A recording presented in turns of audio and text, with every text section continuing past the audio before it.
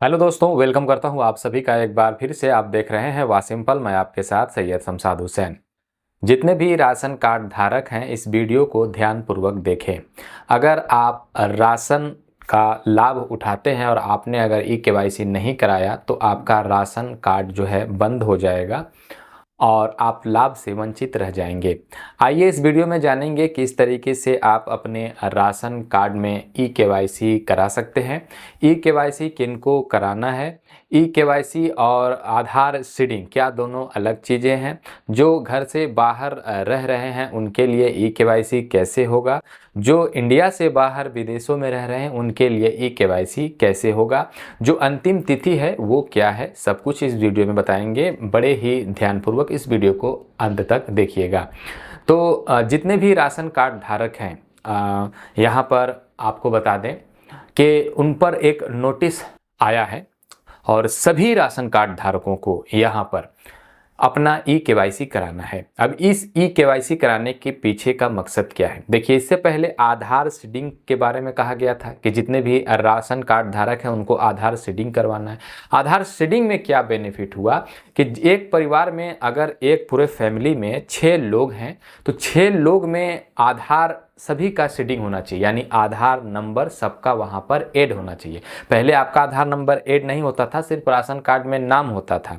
लेकिन जब से ये सीडिंग की व्यवस्था हुई तो वहां पर सरकार को ये पता चला कि इस पूरे फैमिली में, यानी इस राशन कार्ड नंबर में इतने लोग हैं जिनका आधार नंबर सीडिंग हुआ था, जुटा हुआ था। ठीक है, तो इसलिए आधार कार्ड सीडेड करवाने के लिए कहा गया था, ताकि एक परिवार में अगर 6 लोग हैं तो 6 में से कोई भी बंदा चाहे तो फिंगरप्रिंट लगा करके राशन को का जो है उठाव कर सकता है। पहले सिस्टम नहीं था आधार सीडिंग वाला, तो डीलर जो है वो अपनी मनमानी करता था, आपको जो राशन आ रहा है वो भी नहीं मिलता था। 1 महीने 2 महीने का राशन गैप करके तीसरे महीने मिलता था। तो इस समस्या से सरकार ने अंकुश लगाने के लिए इस तरह का जो है व्यवस्था आधार सीडिंग वाला लाया। इससे क्या हुआ फायदा कि अगर आप आधार कार्ड से आपका सीडेड है, यानी आधार सीडिंग है आपका राशन कार्ड में, तो आप फिंगरप्रिंट लगाओगे, आप में जितने लोग हैं, यानी एक परिवार में जितने लोग हैं, 6 लोग हैं, तो 6 में से कोई अगर फिंगरप्रिंट लगाएगा तो ही वो राशन का उठाव होगा। अन्यथा डीलर या कोई व्यक्ति चाहे तो उस राशन का उठाव नहीं कर सकता, वो राशन वापस हो जाता था।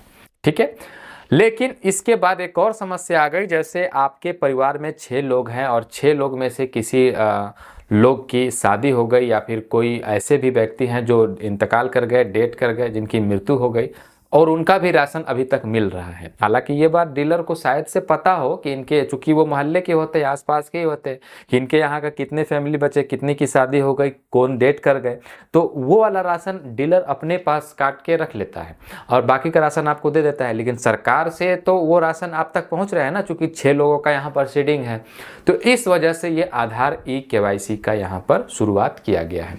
आधार ई केवाईसी यानी जीवन प्रमाणीकरण, आप इसको समझ सकते हैं। जिस तरीके से पेंशन में जो वृद्धजन पेंशन हो गया या प्रधानमंत्री किसान सम्मान निधि योजना हो गया, तो इस जैसे बैंक में, तो बैंक में तो एक बार केवाईसी करने पर हो जाता है, लेकिन इसमें हर साल आपको करना पड़ता है। उसी प्रकार से इसमें आपको केवाईसी की सुविधा लाई गई, ताकि केवाईसी के माध्यम से ये पता चल सके कि आपके घर में अगर हम सरकार जो है 6 लोगों का राशन भेज रहे हैं तो 6 लोगों तक ये राशन पहुंच पा रहा है या फिर नहीं। अगर उसमें से 4 व्यक्ति है, 2 व्यक्ति नहीं है, चाहे शादी हो गई, चाहे डेथ हो गया है, तो उसका नाम काट दिया जाएगा या फिर उसका राशन नहीं भेजा जाएगा। तो इसलिए आधार ई केवाईसी का यहाँ पर जो सिस्टम है उसको लाया गया। अब ई केवाईसी का जो आप प्रक्रिया है वो कैसे कर सकते हैं? तो अगर आपके आसपास जिस भी पीडीएस दुकान से आप अपना राशन का उठाव करते हैं, वहां पर आपको अपना राशन कार्ड, आपको अपना आधार कार्ड जो है लेकर जाना है।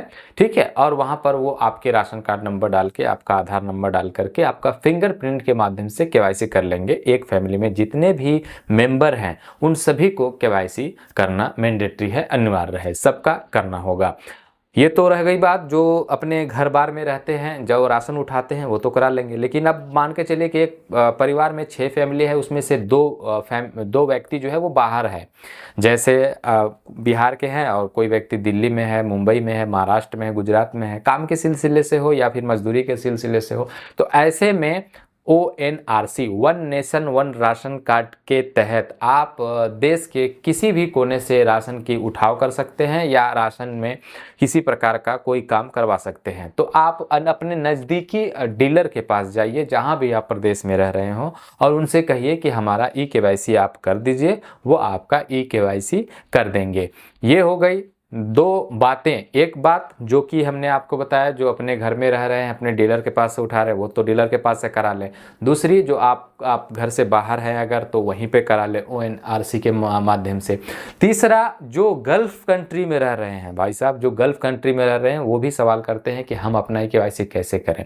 तो अब तक आप राशन का उठाव कर रहे थे, लेकिन चूंकि यहाँ पर राशन कार्ड के लिए जो अर्हता बताई गई है, जो सिस्टम बताया गया है कि कौन लोग पात्र होंगे राशन कार्ड के लिए, जिसमें आपका पक्के का मकान नहीं होना चाहिए, आपका गाड़ी घोड़ा नहीं होना चाहिए, 4 व्हीलर नहीं होना चाहिए, दुपहिया नहीं होना चाहिए, इनकम जो है वो सालाना 60,000 से ज़्यादा नहीं होना चाहिए। और आप तो भैया गल्फ में काम कर रहे हो, तो यहाँ से अगर लेबर कैटेगरी के में भी आप गए होंगे, लेबर में भी, तो आपको 25 से 30 हज़ार रुपये मिल रहे होंगे। तो मुझे नहीं लगता कि फिर आपको राशन कार्ड की आवश्यकता है। और मुझे नहीं, सिर्फ अगर मुझे लगे भी कि आप राशन कार्ड की अर्हता रखते हैं, लेकिन सरकार को ये नहीं लगता कि फिर आप राशन कार्ड के अर्हता है, आपको राशन की ज़रूरत है, तो फिर आपका नाम यहाँ से हटा दिया जाएगा। तो आप या तो उस काम को छोड़ करके आके KYC कराइए, या तो फिर वहीं पड़े रहिए, आपका नाम राशन कार्ड से हटा दिया जाएगा। इसमें थोड़ा सा समय लग सकता है।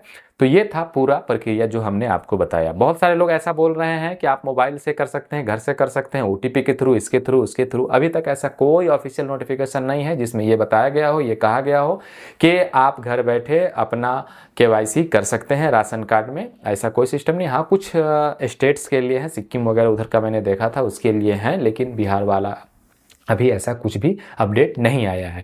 अंतिम तिथि की बात करें तो यहाँ पर 15 जून रखा गया है। हालांकि समय के साथ इसको बढ़ाया जाएगा, क्योंकि अभी बहुत सारे डीलर लोग भी इस तरह की जानकारी नहीं दिए हैं और ना ही अभी ज़मीनी स्तर पर इतना अच्छे तरीके से काम हो रहा है। तो आप अपने राज्य का, अपने क्षेत्र का, अपने ज़िले का हमें कमेंट सेक्शन में ज़रूर से बताइएगा कि आपके तरफ KYC हो रहा है या फिर नहीं। और अगर आप बाहर के प्रदेश में हैं कहीं, जैसे अपने स्टेट को छोड़कर दूसरे स्टेट में हैं, तो आप एक बार संपर्क करके वो भी नीचे कमेंट सेक्शन में बता दीजिएगा, ताकि और भी लोग जो है यहाँ पे वीडियोज़ देख रहे हैं उनको भी जानकारी प्राप्त हो, लाभ प्राप्त हो सके। सो आशा है, आई होप कि ये वीडियो आपको पसंद आया होगा। लाइक करिएगा, चैनल को सब्सक्राइब कर बेल आइकन प्रेस करिएगा। बहुत बहुत धन्यवाद, शुक्रिया।